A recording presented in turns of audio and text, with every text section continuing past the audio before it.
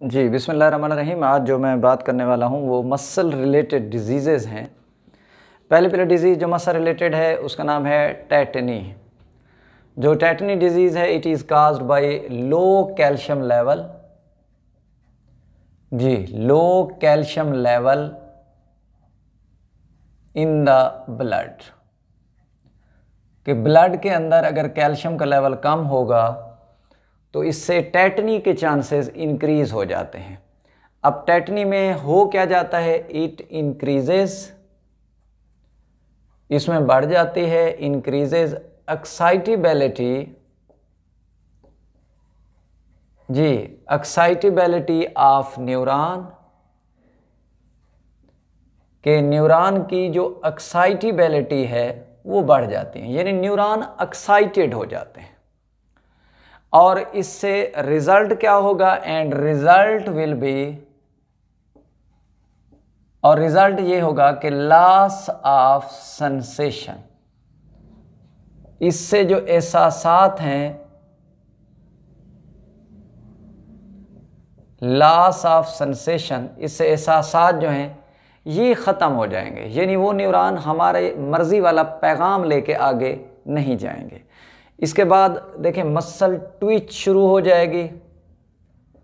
Muscle Twitch का मतलब होता है सडन मसल कंट्रैक्शन, कि अचानक मसल जो है ये कंट्रैक्ट हो जाएंगे। एंड कन्वल्जन्स,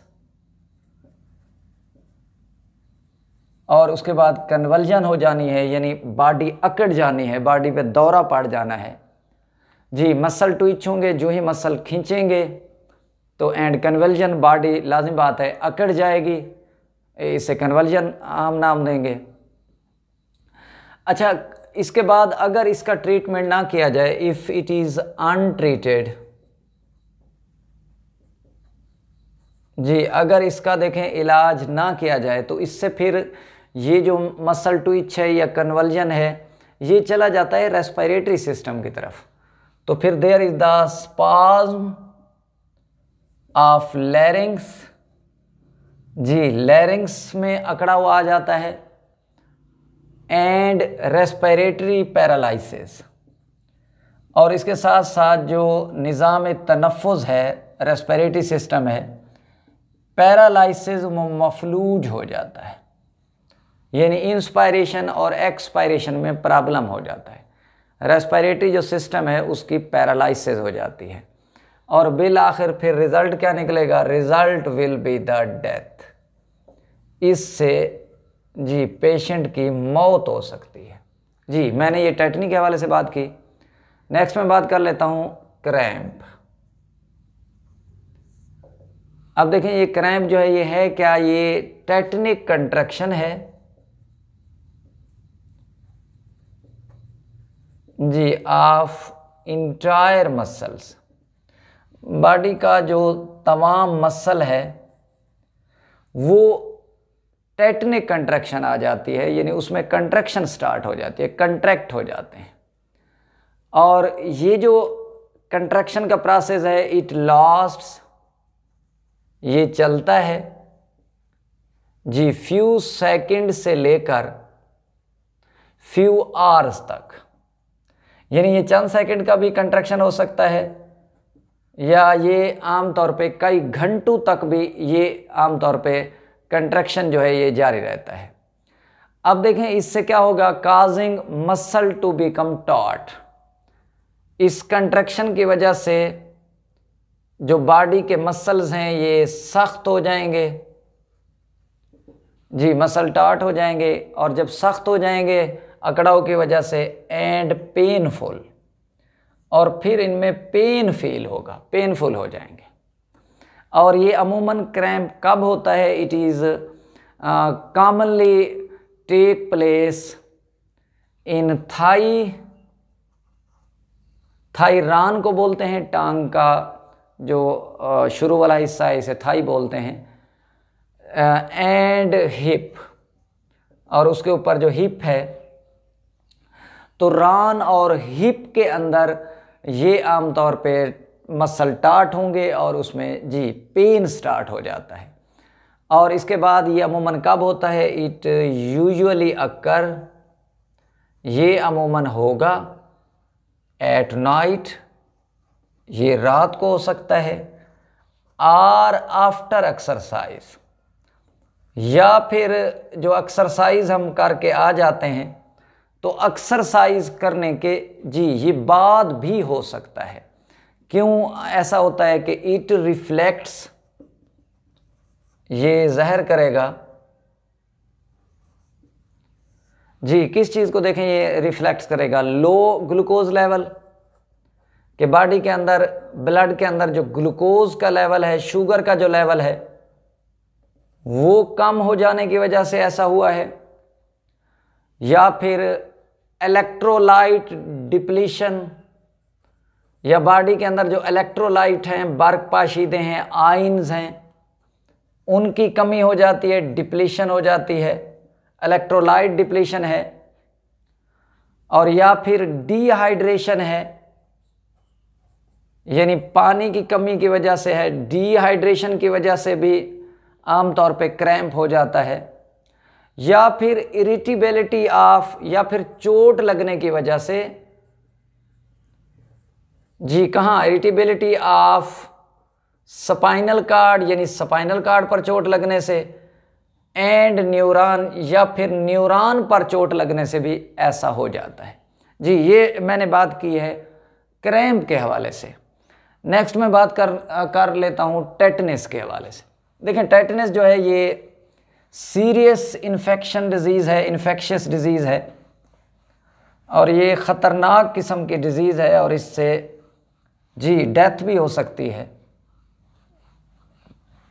टेटनस ये बैक्टीरियल डिजीज़ है। टेटनस, जब भी आप कहीं रोड वगैरह पे गिरें तो इसी टेटनस के अगेंस्ट हम, इसके प्रोटेक्शन के लिए हम जो इंजेक्शन लगवाते हैं वो यही होता है, टेटनस। अब टेटनस जो है ये एक्यूट, यानी शदीद किस्म की, इन्फेक्शियस यानी मुतासर करने वाली ये डिज़ीज़ है। शदीद किस्म के मुतासर करने वाली ये डिज़ीज़ है, एक्यूट इन्फेक्शियस डिज़ीज़ है, and it is caused bye, और इसका जो काजल ऑर्गेनिज्म है वो बैक्टीरियम है क्लॉस्ट्रीडियम टेटनाई।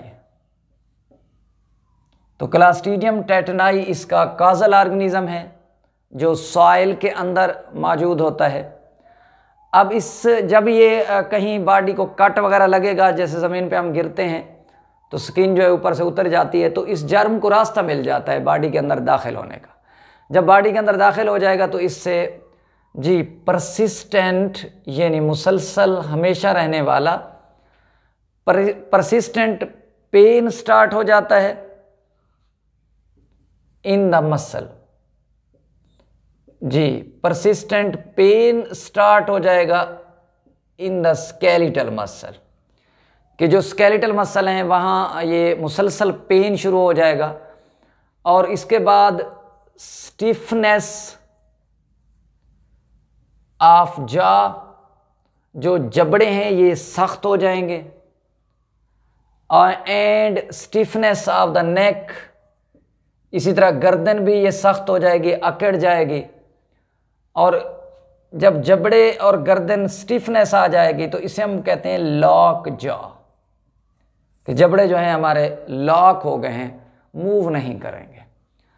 तो टेटनस जो है ये, इसका अब आपको पता है कि ये बैक्टीरियल डिजीज़ है, तो बैक्टीरियल डिजीज़ से बचने के लिए हमें इंजेक्शन लगवाना पड़ता है, और इंजेक्शन अगर नहीं लगवाएंगे तो इससे आगे रिज़ल्ट क्या होना है।